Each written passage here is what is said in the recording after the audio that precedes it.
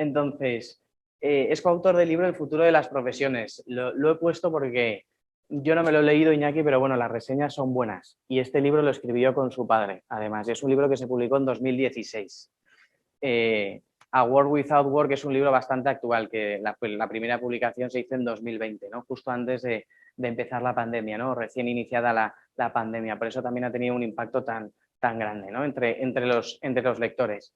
Y luego, por último, pues el autor, aparte de doctor, ¿no? Al final lo que a él le gusta es explorar, ¿no? El impacto de la tecnología y de la inteligencia artificial en particular en la economía y sobre todo también en el mercado laboral. Y entonces, después de esta pequeña presentación sobre el autor, vamos a empezar a hablar del libro. Esto se ha vuelto a atascar.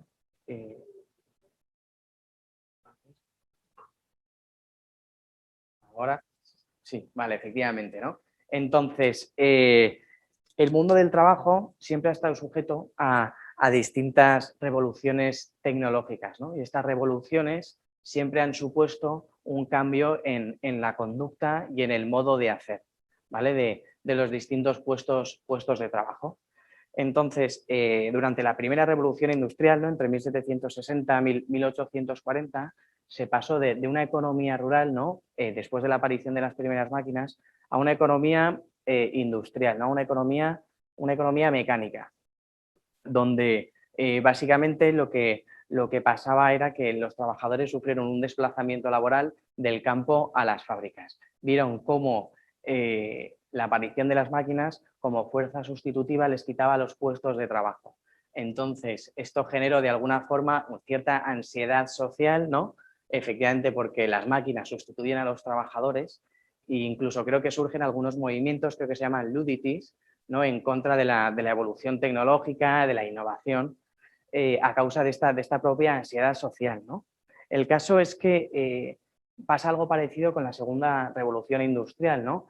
Estas máquinas cada vez se vuelven más sofisticadas, entonces requiere de la adaptación de los propios trabajadores al nivel de cualificación que estas máquinas requieren, ¿no? A nivel de competencias y habilidades.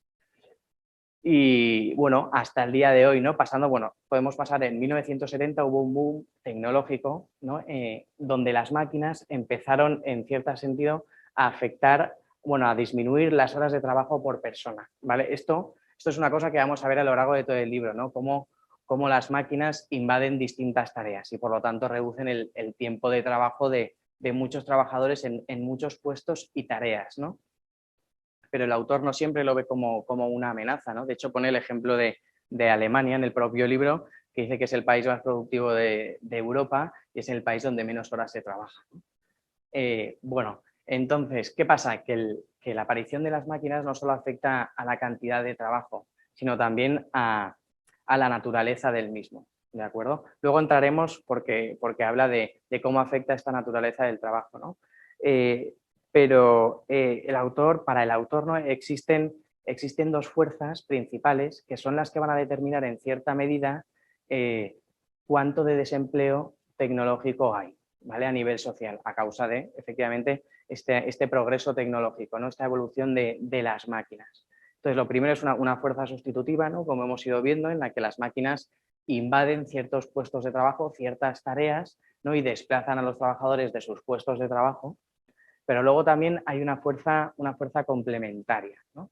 Y él dice que esta fuerza complementaria tiene tres efectos principales.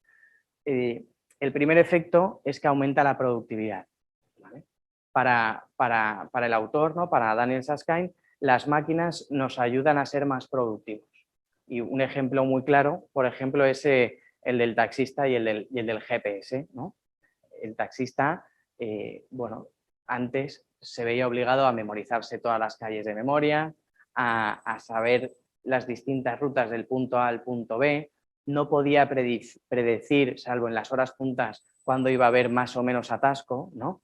Pero con la aparición del GPS, al final es una herramienta tecnológica que complementa muy bien al taxista y le hace más eficiente y más productivo. ¿Por qué? Porque ahora mismo los GPS son herramientas que se actualizan constantemente, son capaces de recalcular rutas conforme tú vas avanzando y facilita o complementa muy bien la labor que hace el taxista como tal, ¿no? Luego el segundo efecto, y habla siempre de si concebimos la economía como una tarta o como un pastel, ¿no? Está claro que la tecnología ayuda al crecimiento económico, ¿no? Hace que la tarta sea más grande. Favorece la riqueza, favorece el consumo, aumentan los puestos de trabajo. ¿Por qué? Porque aunque desplace a los trabajadores en distintos momentos históricos, las personas o los hombres, o sea, siempre hemos tenido la capacidad para readaptarnos a la nueva situación, ¿no? Y por último plantea un tercer efecto, y es que no solo hace la tarta más grande, sino que también la cambia, ¿no? Y aquí habla de la naturaleza del trabajo. ¿Por qué? Porque si pensamos en el banquero y en el cajero automático, ¿el cajero automático ha desplazado al banquero de su puesto de trabajo? Yo diría que no, ¿no? El banquero sigue siendo banquero. Y el propio autor dice, el banquero sigue siendo banquero. Pero sí que es verdad que el cajero automático ha adoptado una serie de tareas que va a hacer mejor que el banquero y ha permitido que el banquero se dedique a otras tareas, como puede ser la atención a los clientes, mejora del seguimiento, ¿no? Propuestas de inversiones, fidelización de los mismos, de la cartera de clientes, etcétera, etcétera, etcétera. Entonces, el banquero sigue siendo banquero, ¿no? Pero ya no se encarga tanto de unas tareas que ha adoptado la propia máquina, sino que se dedica a realizar otro tipo de tareas dentro de ese puesto de trabajo. Por tanto, los avances tecnológicos benefician a los trabajadores, ¿no? Y se pasa de un sesgo por habilidades, ¿no? o por competencias a un sesgo por tareas, ¿vale? Este sesgo por tareas lo plantean a la perfección, bueno, es una hipótesis que plantean ALM, que luego leeré los nombres porque son unos economistas del MIT que dan nombre a esta hipótesis y en la que defienden que lo importante aquí no es tanto el job title, ¿no? sino las tareas que componen cada puesto de trabajo, porque son las tareas las que son vulnerables frente a la evolución tecnológica y no tanto el propio puesto en sí. Entonces, dicho esto, siempre va a haber tareas, rutinarias y esta hipótesis sujeta que son las tareas rutinarias aquellas más susceptibles de ser de alguna forma realizadas por una máquina. ¿Por qué? Porque las máquinas son capaces de seguir patrones, de seguir conductas, entonces aquellas tareas dentro de un puesto de trabajo más repetitivas son las que serán más fáciles de copiar por una máquina, mientras que aquellas tareas no rutinarias siempre va a ser más difícil que las máquinas consigan de alguna forma sustituir, ¿no? a los hombres en la realización de esas tareas. Pero ¿qué pasa? ¿no? Uno de los planteamientos que hace el escritor o el autor del libro es, vale, las máquinas nos van a quitar alguna serie de tareas y va a haber otras tareas no rutinarias que efectivamente pues podremos seguir desarrollando nosotros, pero ¿habrá suficientes tareas no rutinarias para darnos trabajo a todos en un futuro? ¿no? Es una de las primeras hipótesis que lanza, ¿no? Además, desde el principio del libro. ¿no? Entonces, ¿qué pasa? Que aparece en escena la inteligencia artificial. ¿no? O sea, al final, si se concibe al hombre como un ordenador súper potente y súper complejo, seguro que somos capaces de crear máquinas que actúen, desarrollen, piensen igual que él, porque al final será cuestión de seguir una serie de patrones. Entonces, esta es un poco la idea inicial de la inteligencia artificial, ¿no? Que existan máquinas capaces de imitar a los hombres en sus conductas y en todo lo que hacen.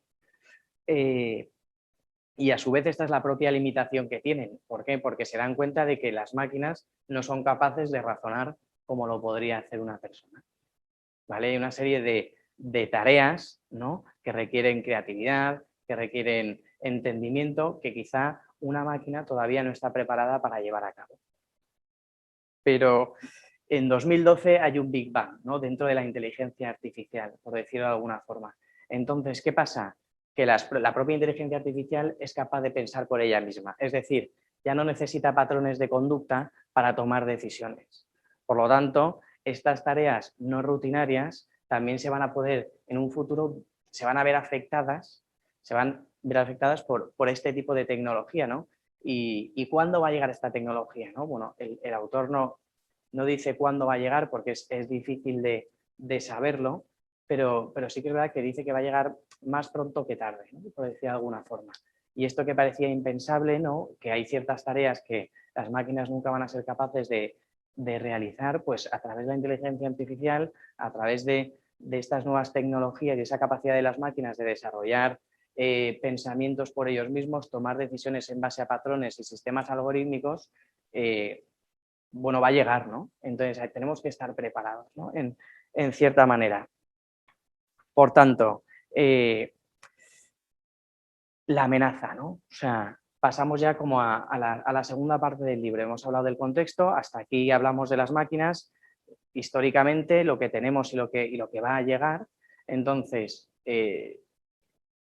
ahora pasa la segunda parte y es, hablamos de las máquinas como amenaza o no. ¿Realmente invaden tareas o no invaden tareas? ¿No? Entonces, él habla que la capacidad general que una persona refleja en su trabajo, ¿no? Manual, cognitiva y afectiva, entendiendo esta última como esa capacidad de empatizar y de entender los sentimientos de la gente, también son vulnerables al desarrollo tecnológico, ¿no? La capacidad manual, bueno, históricamente se ve, ¿no? Como las máquinas han adoptado esa capacidad, no solo por esa mayor capacidad que tienen de soportar mayores cargas, ¿no? Y de fuerza, sino que son capaces de realizar tareas manuales que requieren una precisión y una sensibilidad espectacular, ¿no? Pero ya son capaces de realizar todo ese tipo de tareas, ¿no? Incluso pintar cuadros. Lo mismo nos pasa con las capacidades cognitivas, ¿no? Lo hemos visto con la evolución de la inteligencia artificial. Las máquinas son capaces de desarrollar, o sea, de desarrollarse y de pensar por sí solas, ¿no? Y en base a esos datos y a esos desarrollos tomar decisiones. Y por último, la afectiva, ¿no? Bueno, pues según el autor, yo lo desconocía, pero porque creo que soy un poco ignorante a nivel de nuevas tecnologías, ¿no? Pero ya hay ciertas tecnologías que a través de reconocimiento facial son capaces de detectar hasta qué punto estás cansado, triste, alegre. Entonces, esa relación laboral con tus compañeros de trabajo, de que llego un día cansado y me encuentro a mi compañero que lo detecta y lo ve por esa capacidad efectiva, pues probablemente nos podemos encontrar el día de mañana con una máquina que nos hará un escáner facial y sabrá interpretar cómo estamos, ¿no? En el momento en el que entramos a nuestra oficina o a nuestro puesto de trabajo, ¿no?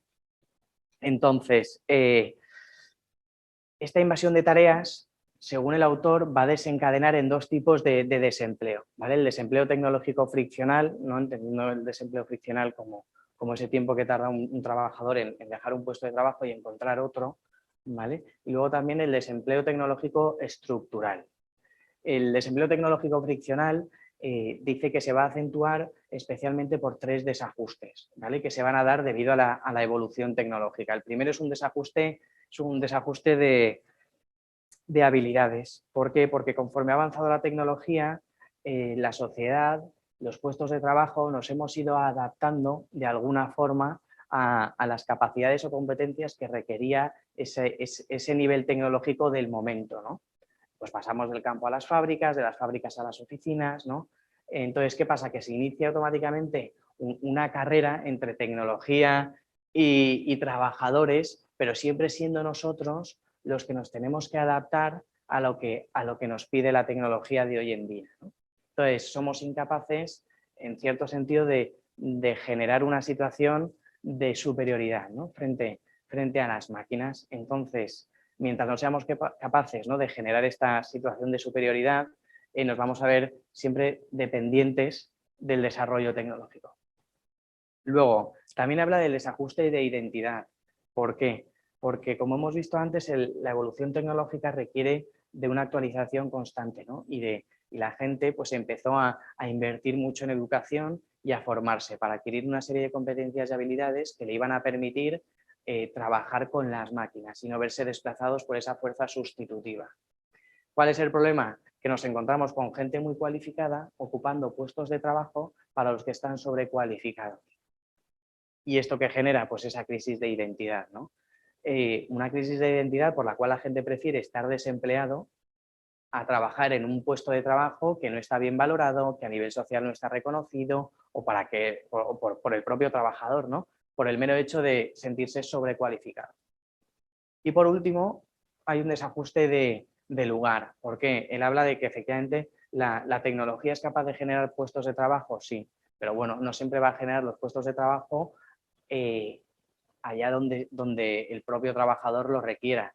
Entonces, muchas veces hay esa limitación espacial en la que el propio trabajador no está dispuesto a moverse o a desplazarse a otro punto geográfico, pues bien porque económicamente no se lo puede permitir o por apego al propio territorio, ¿no? Pero va a estar sobrecualificado probablemente para el puesto de trabajo que va a para las tareas que va a desempeñar en ese momento, en esa ciudad, en ese sitio, ¿no? Concreto. Después, ¿no? Habla del desempleo estructural. O sea, el desempleo estructural, pues eso, se explica cuando hay un cambio en la estructura económica, ¿no? Bien entre ocupaciones, entre sectores, entre regiones. Entonces, el autor plantea la siguiente pregunta, ¿no? Que yo creo que es súper interesante. ¿Qué pasaría si llegásemos a un punto en el que no hay más trabajo o suficiente trabajo para todos, ¿no? Estamos hablando de que las máquinas, bueno, hay dos fuerzas, ¿no?, que van a determinar el grado de desempleo a nivel económico, ¿no? La fuerza sustitutiva y la fuerza complementaria. La fuerza sustitutiva supone una invasión de tareas y nos va desplazando de nuestros puestos de trabajo. Se inicia una carrera continua, ¿no?, entre trabajadores y tecnología para ver hasta qué punto quién domina a quién, ¿no? Pero si hay una serie de tareas rutinarias que las máquinas van a ser capaces de realizar y unas tareas no rutinarias, ¿no?, porque son más complejas de definir o de sistematizar, que bueno, ahora no, pero quizá dentro de unos años la tecnología va a ser cada vez más capaz de llevarlas a cabo, ¿qué va a pasar, no? Entonces, él vuelve a hablar de los tres efectos, ¿no?, de la fuerza complementaria. Porque dice, oye, antes hemos dicho que efectivamente el GPS complementa a la perfección al taxista, ¿no? Pero ¿cuánto tiempo vamos a tardar en crear vehículos autónomos que lleven a una persona del punto A al punto B, ¿no?, sin necesidad de ningún conductor, con un software y un GPS, capaces de analizar el tráfico, reducir el riesgo de accidentes, ¿no?, y ser mucho más eficientes y ecológicos en la conducción, por ejemplo, ¿no? O en el caso de hacer del crecimiento económico, ¿no?, de hacer la tarta más grande. Bueno, habla en concreto del sector agrícola en Reino Unido, ¿no? Dice, vale, el crecimiento económico, la tecnología favorece el crecimiento económico, pero hay distintos sectores dentro de la economía que, por mucho crecimiento económico que hayan, van por el desarrollo económico, o sea, por el desarrollo tecnológico van a suponer desempleo. ¿Por qué? Porque el sector agrícola en Reino Unido hasta hace 50 años suponía un 27% de la población ocupada, ¿vale?, del país. Y a día de hoy, debido a los avances tecnológicos, solo mantiene ocupado al 1,2% de la población. Entonces, bueno, él mantiene la teoría de que si ya pasa en un sector de la economía, ¿por qué no puede pasar en otros? Y luego, por último, habla de que, vale, no solo favorece el crecimiento económico, sino también que hacen la tarta, cambian la tarta, ¿no? La naturaleza del trabajo. Efectivamente, a nivel social se demandan cada vez bienes y servicios distintos. Y a raíz de esta demanda de bienes y servicios distintos surgen otras empresas capaces de proveer o satisfacer estas necesidades de la sociedad. ¿Qué pasa con este tipo de nuevas empresas, ¿no?, que están surgiendo? Él bueno, compara, ¿no?, que en 1950 o 1960 la empresa más importante de Estados Unidos era American Telephone and Telegraph, ¿vale?, que contaba con 750.000 trabajadores. En el 2018, la empresa más importante de Estados Unidos es Apple, que cuenta con 131.000 trabajadores. Entonces, ese cambio de rol entre las empresas o grandes multinacionales y las empresas tecnológicas que cada vez requieren de menos trabajadores, pues lo que va a originar un mayor desempleo estructural, ¿no? Y todo desencadenado por esta evolución tecnológica constante, ¿no? Más cosas, ¿no? Habla también de que, bueno, si ya existe una desigualdad, ¿no?, a nivel social, a nivel económico, ¿no? O sea, la desigualdad económica siempre ha existido. O sea, los mercados a día de hoy proveen de muchas cosas a muchos países y de muy pocas a otros muchos, ¿no? Entonces, él habla, cuenta de que la evolución, el progreso tecnológico va a acentuar estas desigualdades económicas, ¿no?, y estructurales que se van a dar a nivel social. Dice que van a ser principalmente a nivel salarial, ¿no?, porque sabiendo que los salarios son la principal fuente de ingresos de cualquier familia, ¿no?, y cada vez se van a realizar menos tareas y nos van a pagar menos, ¿cómo vamos a vivir, ¿no? Es una de las preguntas que lanza, ¿no? O también habla de la desigualdad entre trabajo y capital. O sea, ahora explicaré la gráfica, ¿no?, pero también quería un poco desarrollar la idea que él tiene del capital tradicional y del capital humano. Él habla del capital tradicional como el hecho de poseer algo, ¿vale? De propiedad. Y es lo que se entendía como capital tradicional y es lo que a uno le daba seguridad porque generaba riqueza, ¿no? Acciones, inversiones, o sea, el hecho de poseer cosas, ¿no? Sin embargo, también está el capital humano, ¿no? Que se asocia a aquellas habilidades o competencias que una persona va a ir desarrollando a lo largo de su vida, ¿no? Entonces, ¿qué pasa? Que ese capital tradicional supone 1/3 de la participación del trabajo en los ingresos de una economía, ¿no? Y el capital humano, los 2/3 restantes. Bueno, pues si la tecnología va a afectar directamente a esta carrera, ¿no? A esta carrera que se inicia entre trabajadores y tecnologías para ir adquiriendo una serie de capacidades o competencias para estar al mismo nivel o por lo menos estar posicionados en una situación de superioridad frente a las máquinas, se va a acentuar, ¿no? esta desigualdad, ¿no? entre ambos capitales. Y luego Economic Pie, ¿no? O sea, al final, y es la gráfica. Este es un estudio de la productividad y los salarios en Estados Unidos entre 1948 a 2016, ¿no? Entonces, se ve como han ido de la mano prácticamente hasta 1970-1975, ¿no? Que es cuando se produce ese boom tecnológico y se ve perfectamente, ¿no? Como con este desarrollo tecnológico la productividad ha aumentado muchísimo, sin embargo los salarios se han mantenido estables, ¿no? O por lo menos no han aumentado de manera proporcional a ese aumento de la productividad, ¿no?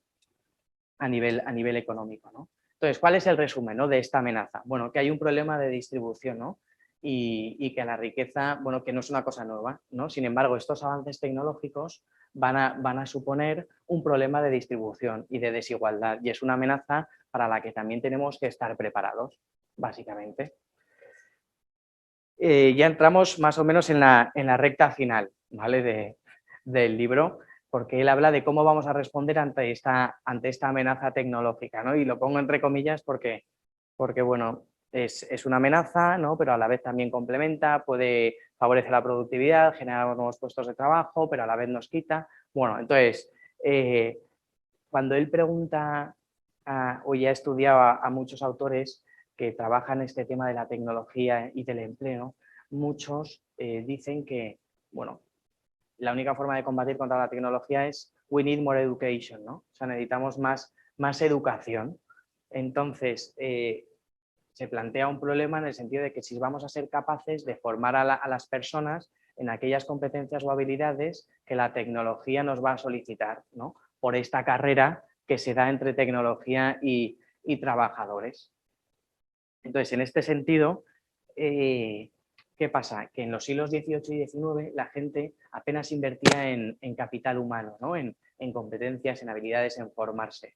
Se invertía sobre todo en capital tradicional porque era la única forma de asegurarse cierta prosperidad económica, ¿no? Sin embargo, y a raíz de esta evolución tecnológica, la gente se ve obligada a invertir en formación desde pequeños, ¿no? Y durante toda la vida, ¿no? Luego veremos. Entonces, ¿qué pasa? Que esta We Need More Education se deriva en que cada vez más gente quiere formarse. Y cuando más gente quiere formarse, necesitamos más educación, pero cada vez los avances tecnológicos son más rápidos y constantes. ¿Cómo se materializa ese formar en competencias, ¿no? O en habilidades que nos van a permitir mantener esa posición de superioridad? Bueno, pues él habla de que tenemos que darle un repaso o pensar exactamente qué enseñamos, cómo lo enseñamos y cuándo lo enseñamos, ¿no? Que es un poco lo que pongo aquí, ¿no? Él habla de qué vamos a enseñar. O sea, obviamente, si sabemos que hay tareas rutinarias muy susceptibles de ser realizadas por máquinas, vamos a formar a la gente en aquellas tareas no rutinarias, de manera que en vez de presentarse la tecnología como una fuerza sustitutiva, se mantenga como una fuerza complementaria, puesto que estamos preparados a nivel de competencias para que sirva como complemento y mejore nuestra productividad, pero no nos gane esa carrera. Luego también habla del how we teach, ¿no? O sea, he puesto traditional education versus technological education pero sobre todo porque él habla de que si las familias a nivel social cada vez vamos a empezar a ingresar menos dinero porque las máquinas o este desarrollo tecnológico supone una invasión de tareas, la educación tradicional tal y como la conocemos, ¿no? En la que hay colegios, clases más o menos reducidas, con un profesor, cada vez van a ser más difíciles de asumir por muchas familias. Entonces, él dice que en este sentido hay que sumarse al barco o a la ola de la tecnología, puesto que la tecnología no tiene límites, ¿no? En el ámbito educativo y supone una ampliación o sea, una ruptura de barreras, ¿no? Y por último habla del when, ¿no? De cuándo vamos a enseñar. Y esto es lo más sencillo, porque dice, pues obviamente si esto es una carrera de fondo y no sabemos cuánto va a durar, lifelong learning, ¿no? O sea, al final yo creo que es un término que en la universidad estamos más o menos familiarizados, ¿no? Pero formarse continuamente, nunca dejes de aprender, es lo que propone el autor, ¿no? Como respuesta a este progreso tecnológico constante, ¿no?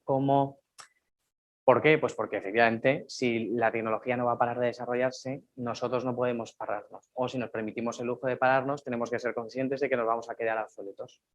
¿De acuerdo? Entonces empezará a aparecer esa fuerza sustitutiva de las máquinas y no tanto la complementaria. ¿Por qué? Porque formándonos es la única forma de mantener esa posición de superioridad, ¿no? Frente a las máquinas. Aparte de la educación, él también plantea, bueno, habla de los límites de la educación. ¿Por qué? Porque al final no todo el mundo puede acceder al mismo tipo de educación. Luego hay una desigualdad geográfica o de lugar debido a que no todas las o sea, no en todos los países están las mejores universidades. Luego habla de que las propias universidades suponen una desigualdad de identidad porque en función de dónde estudies pues se te abren más o menos puertas. Y luego parte también de la base de que los hombres no somos iguales, ¿no? Que entre nosotros somos distintos. Entonces, eso ya nos limita el hecho de que vamos a poder desarrollar algunas competencias o capacidades hasta cierto punto. ¿Por qué? Porque a mí se me da fatal pintar. Por muchas horas que invierta en educarme en pintura, sé que no lo voy a hacer igual de bien, ¿no? Que una persona que ya se le da bien. Entonces, partiendo de esa base, dice que también la educación tiene unos límites, por lo tanto no puede ser la única solución, ¿no? A este desarrollo tecnológico, ¿no? A esta invasión de tareas. Entonces, él habla a nivel global de la creación de un big state, ¿no? O sea, para resolver el problema de la desigualdad o de la distribución de riqueza, ¿no?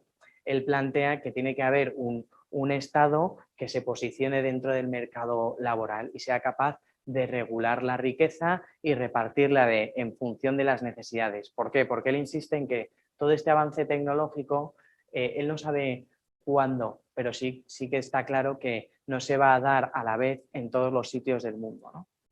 Entonces, vamos a necesitar que haya un gran Estado capaz de regular esa riqueza y distribuirla en función de las necesidades de cada uno de los territorios, ¿no?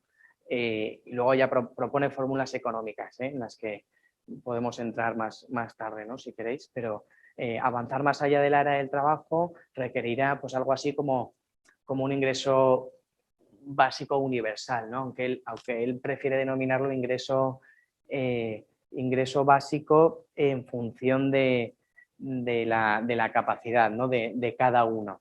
Entonces, y luego otra cosa que habrá que distribuir es el trabajo, ¿no? Porque si cada vez nos vamos a quedar con menos trabajo y necesitamos el trabajo como fuente de ingreso salarial, alguien va a tener que redistribuir ese trabajo, porque si hay gente que por problemas económicos de no poderse desplazar a otra ciudad o por problemas de identidad, bueno, necesitamos, según él, un Estado capaz de regular y de distribuir el trabajo en función de las necesidades. Y para terminar, ¿no? El autor aborda todo el problema de la tecnología y del empleo desde una perspectiva en la que a él el empleo le importa porque supone una fuente de ingresos económicos, ¿no? Sin embargo, él también entiende que el trabajo no es solo una fuente de ingresos, ¿no? Sino que el trabajo también puede ser un generador de sentido, ¿no? En la vida de las personas. Entonces dice, jolín, para aquellas personas que tengan esta concepción del trabajo, todavía se complica más la cosa, porque ya no solo van a estar preocupadas de si se van a quedar sin trabajo, sino que van a perder esa fuente generadora de sentido, ¿no? En su día a día. Por lo tanto, él habla de que el trabajo se ha convertido en el opio del pueblo, ¿no? En el sentido de que la gente no percibe su vida sin trabajo. El trabajo nos posiciona a nivel social, nos dice quiénes somos en muchos sentidos. Cada vez que conoces a una persona, lo primero que te preguntan es ¿a qué te dedicas? ¿No? Como si el ¿a qué te dedicas tuyo? Dijera algo de quién eres, ¿no? Entonces, dice que nos hemos vuelto dependientes del trabajo y en un mundo en el que cada vez va a haber menos trabajo, plantea que habrá un Estado en el que tenga que desarrollar políticas de ocio. ¿Por qué? Porque si cada vez hay más invasión de tareas, nos vemos desplazados en los distintos puestos de trabajo, bueno, en las distintas tareas, no en los puestos de trabajo, va a haber muchas más horas de ocio. Entonces, si solo encontrábamos sentido de vida en las horas de trabajo y cada vez hay menos, habrá que buscar una fórmula para darle sentido a esas horas de ocio a las que nos vamos a encontrar. Entonces, él dice que eso también va a ser papel de ese big state, ¿no? que habrá que crear o tendrá que surgir en algún momento. Entonces, para terminar, ¿no? Lanza tres retos, ¿no? a nivel social. El primer reto es económico, ¿no? Entonces, si pensamos en la economía como un pastel, el reto será cómo dividirlo en porciones cuando la fórmula que a día de hoy hemos utilizado, es decir, pagar a la gente por el, por el trabajo que realiza, ya no funcione, ¿no? Porque si hemos dicho que al final vamos a necesitar de un ingreso mínimo porque con el trabajo no nos va a dar para vivir, esta fórmula económica ya no va a servir. Entonces habrá que empezar a pensar en otras fórmulas. Luego también habla el reto de las grandes tecnológicas, ¿no? O sea, cómo gestionar el poder cada vez mayor de las empresas tecnológicas, ¿no? A nivel de impuestos, a nivel de regulación, qué va a pasar con esos datos, con esa información, se podrá compartir, no se podrá compartir. Bueno, es otra cosa que dice que habrá que empezar a pensar y a regular. ¿Por qué? Porque va a ser cada vez mayor el poder de estas empresas, no solo a nivel económico, sino también a nivel político. Y por último, dice que el último gran reto, ¿no? es el de cómo encontrar sentido a la vida, ¿no? Que es lo último de lo que hablábamos. Si cada vez si va desapareciendo esa fuente generadora de sentido, habrá que dar con la tecla. ¿Para qué? Para que la gente fuera de su trabajo encuentre sentido a su vida. Dicho esto, yo más o menos he acabado la presentación del libro, sé que he ido un poco rápido, pero bueno, tampoco era por mantener los tiempos. Entonces, imagino que habrá preguntas. No sé si yo las oigo, me las pueden hacer directamente a través del Zoom. Sí, ahora pues tenemos la ronda de preguntas, entonces los que estén por Zoom pueden escribirla por el chat y la leeré yo a Eduardo. Ah, vale. Y los que estén en el aula, pues les paso el micro. Vale. Hay un punto que no he terminado de entender. O sea, Susskind plantea una institución global que reparta el trabajo según las necesidades en todo el mundo. Sí. Es un poco distópico, ¿no? Bueno, yo no iba a entrar a valorar las soluciones que el propio autor propone. O sea, de hecho es un... Sí, plantea eso. O sea, plantea como un big state, ¿no? Un gran estado que regula absolutamente todo, ¿no? Empezando por la riqueza y acabando por los puestos de trabajo, ¿no? Y se tendrá que apañar cómo regularlo a través de impuestos para poder repartir bien toda esa riqueza. ¿Es real? ¿Hasta qué punto es real? ¿No? Esa idea o se puede llevar a cabo. Bueno, o sea, es una de las partes más criticadas, pero porque es la más fácil de criticar de su libro, ¿no? El apartado de la respuesta, porque al final la parte del contexto y de la tecnología como amenaza está muy bien documentada y luego al final él no pretende dar una clase de economía en el libro, ¿no? Sino plantear un problema. Entonces, yo creo que con el objetivo de hacerlo ameno y simplemente plantear una serie de retos, él dice, oye, una solución, aparte de más educación, ¿cuál puede ser? Pues la creación de un Estado central que regule todo, que tal y que cual, ¿no? sobre todo porque él es muy consciente de que la tecnología va a seguir generando todavía más desigualdades, ¿no? Entonces, eso se tiene que regular de alguna forma. Punto. O sea, no... De hecho, él no profundiza más en esta idea. ¿Alguna otra pregunta? Lanza, a tope. Bueno, también es que es del final. O sea, él exactamente, o bueno, ¿cómo explica la función generadora de sentido en el trabajador que tiene el trabajo? O sea, ¿es una función que solo puede cumplir el trabajo o que realmente lo que hace es como cubrir un vacío que tienen las personas? O sea, no sé si... O sea, él no entra a analizarlo a un nivel tan humanístico, pero sí que dice que hay mucha gente que trabaja simplemente por el salario que percibe, que está fenomenal, pero luego él dice que hay mucha gente que no solo trabaja por la retribución, sino también porque el trabajo le da sentido a su vida, porque se siente realizado, porque puedes aportar a nivel social, ¿no? Entonces dice, oye, él no se posiciona, ¿no? Pero dice, oye, que si hay gente que aparte de trabajar por recibir un ingreso y poder sacar a su familia adelante, que no es poca la motivación, también supone el trabajo una fuente generadora de sentido, este perfil se va a plantear, o se va a ver ante una doble problemática. Tengo menos trabajo y encima el trabajo, que es lo que da sentido, no plenitud, sino sentido a mi vida, también va a ir a menos, ¿no? Entonces dice, bueno, habrá que también pensar una fórmula para aquellas personas que al tener más rato de ocio no pierdan ese sentido, ¿no? Y esas ganas, no ganas de vivir, ¿no? Sino, oye, que tienen que encontrar el sentido en otro sitio que no sea solo el trabajo, ¿no? Ya está. Vale. ¿Más preguntas? Esto me ha llamado un poco la atención el pesimismo del autor, ¿no? O sea, el análisis, o sea, no sé cómo decirlo, me esperaba un poco más de creatividad en la respuesta. Yo también. Porque, claro, porque el análisis que hace tan negativo del empleo más que del trabajo, ya se hizo en las anteriores revoluciones industriales. O sea, este miedo ya ocurrió, ¿no? Y se vio que era en buena medida infundado. Creo que lo que más acierta es lo de un cambio en la naturaleza del trabajo. Y de hecho, sí, del trabajo.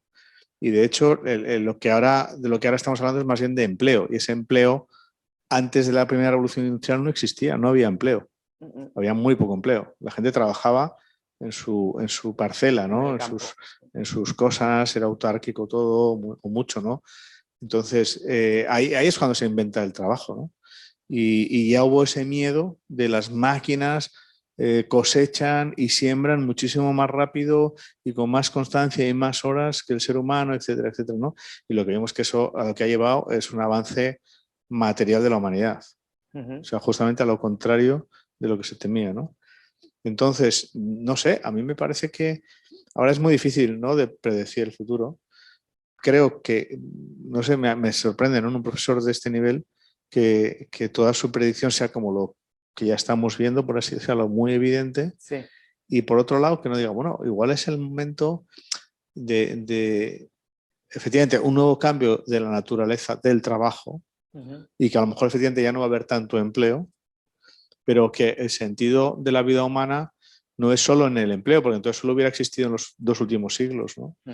Es verdad que es un elemento de socialización, de sentirte realizado, todo lo que quieras, de llevar dinero a tu casa, tal y cual, pero también ha habido sentido en la familia, también ha habido sentido en los amigos, también ha habido sentido en la comunidad, etcétera, ¿no? Entonces, justo ahí la parte de ocio, yo pensaba que iba a explorarlo un poco más, ¿no? Bueno, perdón, acabas. Sí, porque creo que efectivamente igual estamos pasando de una sociedad basada en el empleo a una sociedad basada en el ocio y en el conocimiento. Y ahí entra un poco el factor de comunicación, ¿no? Lo del Big State es que no lo voy a mencionar porque suena tremendo, ¿no? O sea, suena Gran Hermano y en fin, ¿no? A sociedades centralizadas que hemos visto que no funcionan, además, ¿no? Entonces, no sé si él lanza algún cabo a la esperanza, por un lado, al optimismo, decir, oye, el ser humano es creativo y se inventa tal, y lo que estamos haciendo es sustituir no empleos, sino actividades que son peligrosas, que son rutinarias, que son aburridas, que son monótonas, ¿no? Sí, entonces, bueno, él él, comparto mucho de lo que dices y de hecho cuando me diste el libro yo creía que lo iba a enfocar también más así, no iba a abrirnos los ojos, ¿no? De alguna forma. Entonces, empezando por lo de generar sentido, ¿eh? y las políticas de ocio.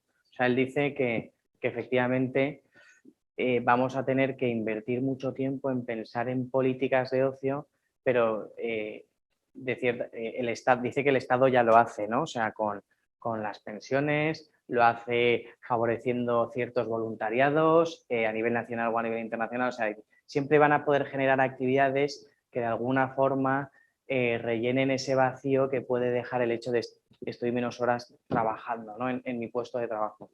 Pero no da muchas luces más en ese aspecto. O sea, no se moja mucho, no profundiza. O sea, al final yo creo que como economista que es, se limita a valorar los hechos y a decir esto es lo que hay. Pero luego, o sea, sí que es verdad que quizá yo lo he planteado todo como de una forma muy, muy negativa, porque al final, dentro de que parece que se vaya a acabar el mundo, ¿no? con esta revolución tecnológica, él nos anima a que oye, hay que ser optimistas, porque dice, a ver, yo no sé cuándo va a pasar esto, ¿vale? Pero, y que puede haber menos empleo, por supuesto, pero que al final es en la propia naturaleza del trabajo, quizá, donde podemos empezar a encontrar un sentido, ¿vale? Y sin centrarnos única y exclusivamente en el puesto de trabajo o en la posición que ocupo, ¿no? Y todo lo que a mí, todas las puertas que me abre el ser director o no ser director, ¿no? El job title. Punto. Mensaje esperanzador en el sentido de que efectivamente dice que está súper convencido de que hay tareas muy rutinarias que se van a acabar automatizando y sistematizando. Y entonces, él dice que no vale la pena seguir formando en esas tareas, sino que hay que ir un poco más allá y adelantarse a un problema que va a llegar. Entonces hay que pensar qué tareas son susceptibles de automatización y cuáles no. Dice que es muy difícil y que encima incluso no todas las tareas que se puedan automatizar se van a hacer, o sea, se van a automatizar, se van a llevar a cabo. ¿Por qué? Porque hay tareas que a lo mejor no interesa que sea una máquina la que las realice, ¿no? Por ejemplo. O porque económicamente sigue sin compensar. Bueno, pero él dice que puede llegar un momento que para la propia economía sean más importantes las máquinas que los propios trabajadores. Entonces, que es el miedo que le da a él dándole tanto poder a las nuevas empresas tecnológicas. Que dice, Paulina, ¿hasta qué punto vamos a ir perdiendo la batalla frente a las máquinas porque son más productivas? O sea, yo creo que un ejemplo muy claro es que la empresa de American Telephone Telegraph, el número de trabajadores que tiene en 1960 y Apple el número de trabajadores que tiene, ¿no? Empresa líder en el siglo XXI. Bueno, o sea, si nos dejamos llevar solo por la riqueza, la productividad y es hacia donde va la tecnología en este sentido, ¿no? A ahorrar esfuerzos económicos y materiales para ser más productivos, podemos caer podemos caer en alguna forma en perder la batalla frente a las máquinas. ¿Por qué? Porque siempre se va a priorizar que una máquina sea más productiva y que me haga esto mejor y en menos tiempo que una persona. Entonces, es el único miedo que a él le da, que pueda llegar un momento que para la economía las máquinas sean más importantes que las personas. Pero ya está. A partir de ahí, lo único que dice es que siempre va a haber tareas que podamos realizar, sí. El problema es que ese cambio en la naturaleza del trabajo no es de un día para otro, sino que habrá que empezar a pensarlo desde ya, porque no es todo tan fácil, ¿no? Viene una máquina, me quita y ahora me tengo que dedicar a trabajar con los clientes y no hacer los numeritos, ¿no? Que hacía el banquero. Sino que, bueno, habrá que empezar a pensar qué tareas se pueden automatizar, cuáles no, cuáles son más susceptibles y luego cómo esas tareas o esas propias tareas van a suponer un cambio en la naturaleza de ese trabajo, ¿no? De ese puesto de trabajo. Pero ya está, él mantiene un mensaje esperanzador, porque dice, bueno, aún queda mucho, yo sé mucho, pero vamos, efectivamente, a mí no me acaba de convencer en el sentido de que las soluciones pueden ser más o menos acertadas, pero sí que es verdad que cuando toca el palo del sentido del trabajo y por qué la gente trabaja, no aporta una solución o no nos da ideas, ¿no? Dice, bueno, pues como va a haber menos trabajo y vamos a estar más ociosos, habrá que pensar en políticas de ocio que hagan que nos sintamos más realizados haciendo otras cosas que no sea trabajar.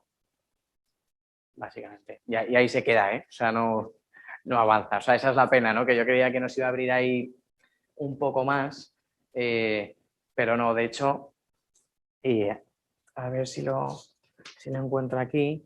O sea, él dice que cuando habla del tercer reto, de encontrar significado a la vida, dice, por ello tendremos la tarea de proporcionar significado a las personas en un mundo en el que puede que el trabajo ya no esté en el centro de sus vidas. Punto. No sigue, ¿no? Desarrollando la idea. Pero bueno, es lo que hay. Bueno, hay un comentario en el Zoom de Marisol Terrazas. Dice, pienso que su propuesta de un gran estado suena utópica por ahora, pero en el futuro puede que lleguemos a una globalización tal que todo se controle centralizadamente, es decir, en una forma coordinada globalmente, no tanto como un único estado, pero con coordinación. Bueno, a ver, no me parece disparatada, sí utópica a día de hoy, ¿no? Tal y como están las cosas, pero si efectivamente la tecnología sigue evolucionando a un nivel en el que nosotros no somos capaces de adaptarnos a esa rapidez que la propia tecnología requiere, alguien va a tener que entrar en juego, y en este caso es el Big State, ¿no? Para empezar a cortar todas esas desigualdades, ¿no? Y ese problema de la distribución de la riqueza que va a generar el propio progreso tecnológico, ¿no? O la evolución. Entonces, hombre, súper utópico, desde luego que sí. Pero bueno, puede llegar en algún momento, va a hacer falta, sobre todo porque también hay desigualdad de recursos. O sea, es un problema de desigualdad siempre ha estado, ¿no? Y quiero decir, pero bueno, no sé hasta qué punto se llegará a que necesitemos que haya un Estado central o soberano, ¿no? Capaz de regular absolutamente todo y distribuir la riqueza en función de las necesidades. Yo tampoco lo sé, ¿eh? O sea, insisto que esto es una de lo más criticado del libro, ¿no? de Daniel Susskind, que la solución es, a ver, por lo que insiste, porque yo creo que quería hacer un libro más o menos sencillo, libre para todo y plantear una serie de retos sin dar soluciones, ¿eh?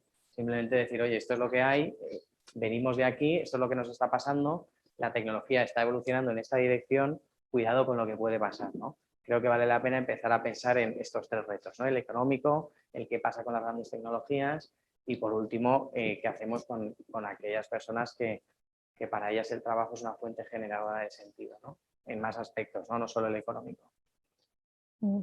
Hay un último comentario en el Zoom, pero nos estamos quedando sin tiempo, así que si quieres responderle rápidamente, Sí, dime, pero sí, si no, sí, no hace claro, falta. muy Rafael Gómez dice, gracias por la presentación. Tal vez lo más relevante para mí es la evolución de un materialismo del trabajo basado en el job title a un trabajo con significancia, innovación y con líderes más eficaces, muy service oriented y menos ego driven style. Gracias, saludos desde México. Bueno, o sea, yo creo que es lo que ha dicho Inés aquí, ¿no? Que lo más interesante quizá es ese cambio en la naturaleza del trabajo y cómo la invasión de tareas por parte de las máquinas nos van a llevar a centrarnos en líderes pues mucho mejores, ¿no? Mejores en el sentido de gestionar los recursos, gestionar a las personas, saber motivar y liderar en otra dirección completamente distinta. Cuando la gente no dependa de su salario para vivir, porque económicamente no le da con lo que le van a pagar por esas pocas tareas que va a realizar, o tienes un buen líder o es que se te dan las ganas de realizar esas pocas tareas que te queden, ¿no? Entonces, bueno, o sea, efectivamente yo creo que es una de las cosas que deja ver, ¿no? En ciertas medidas el autor que vale la pena pensar, ¿no? En ese cambio en la naturaleza del trabajo y de las tareas. Sí, estoy a favor, ¿eh? Genial, pues muchísimas gracias Eduardo por la interesante presentación De nada. y con esto concluimos este curso de lecturas inspiradoras. Un Muchas placer a gracias. vosotros. Gracias.